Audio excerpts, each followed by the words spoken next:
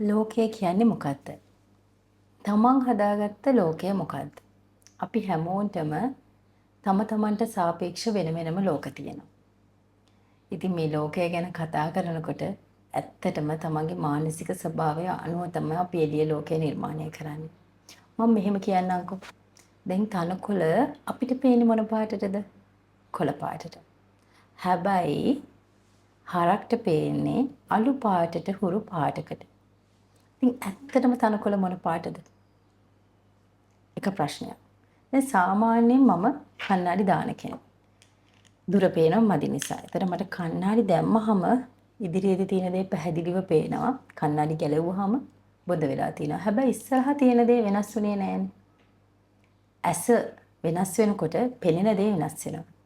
දැන් මම නිදාගෙන ඉන්නේ. තද නිින්දේ. මගේ වටේ කට්ටිය කෑ ගහනවා.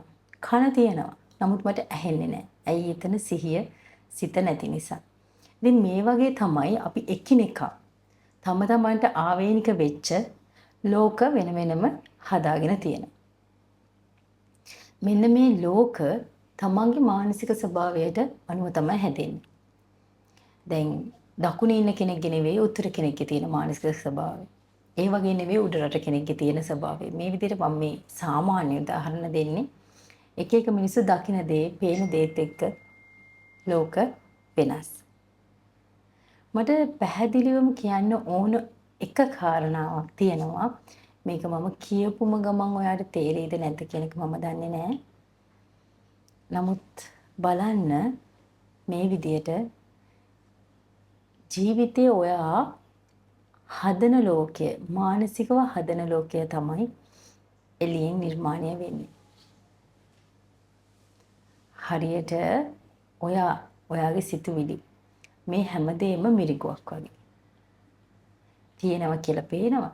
හැබැයි ඇත්තටම තියෙනවද කියලා අපි බලන්න ඕන. මේ පොළව කැරකෙවෙන වේගය අපිට දැනෙනවද? නැහැ. ඒ වේගය වැඩි කමට අපිට ඒක දැනෙන්නේ නැහැ. එතකොට අපිට අහුවෙන්නේ නැහැ මේ හැම දෙයක්ම.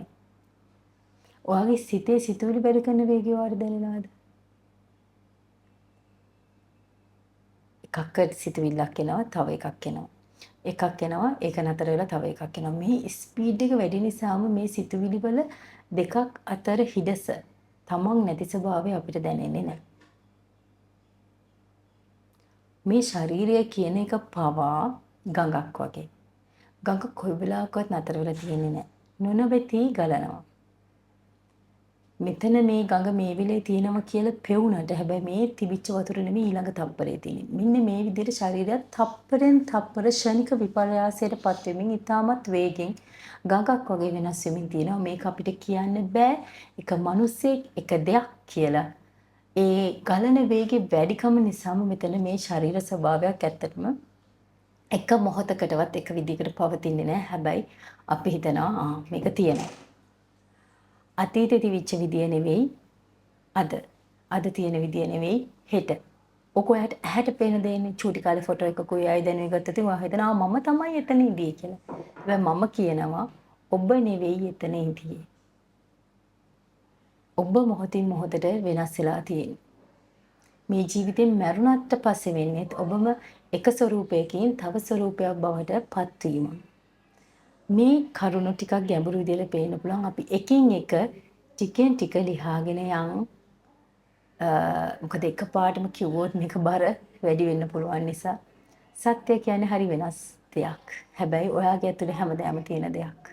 මිනිස්සෙක් විදියට ඉපදුණු ඔයා ඉපදුනේ මෙන්න මේ සත්‍ය හොයාගන්න, මෙන්න මේ නිවීමට ළඟා වෙන්න.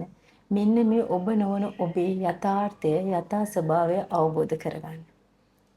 ඉතින් අපි ආයෙ වීඩියෝ එකකින් හම්බෙමු. ගොඩක් ස්තුතියි.